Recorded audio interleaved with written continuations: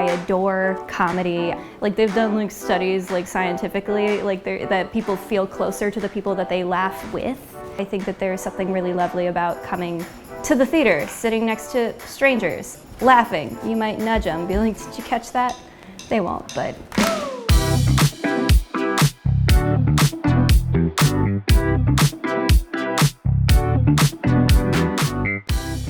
The Outsider is a new, fantastic political comedy that just skewers politics and celebrates democracy. It reminds me of all those summer stock plays I did in the regions where you just left the theater with a big smile.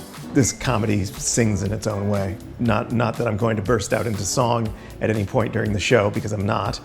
I think people want to come to the theater sometimes to be entertained. And if there is a message in there as well, it's great. Paul's work follows this grand tradition of taking interesting and timely topics and putting a comedic spin on it. I have not a chance to meet him. I'd like to meet him and grip his hand very hard and thank him for weeks of obsession and difficulty of learning lines.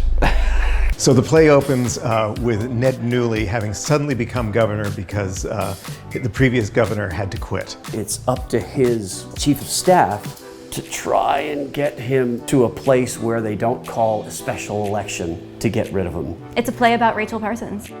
She hears rumors that the governor isn't very smart, but she senses a little bit of corruption. That's my character arc. It's not the main arc of the play. This play is riddled with jokes. As odd as it may seem, I almost make an overpassionate hobby about like finding every punchline and every nuance of delivery to make that hit. I go by statistics with comedy on stage. I'll throw out a line 100 ways and I feel like it's up to the director to tell me those 2 ways are the best ways to do it. I tend to do a lot of Shakespeare, and this is not Shakespeare. I'm just having a dang good time. It's just as good as Shakespeare.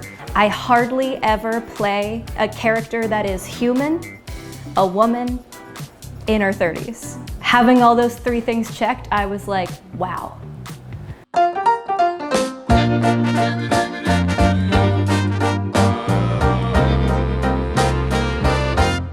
The fact that it is so sincere in its love of democracy, which is, you know, a little under attack these days. There's a poetry. This is poetic, this one. So you can see a comedy and still walk away from it saying, I am open to thinking differently because I saw that story. And I think that's a lot of what The Outsider does. I think what's interesting about this play is that the playwright worked really, really hard to make this a non-partisan piece.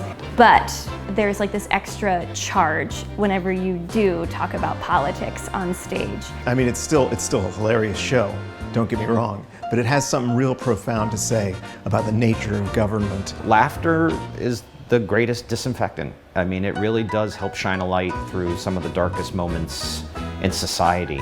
Come out and see the show. It's a great show. Come out several times. Let us know you're here. Come by, say hi.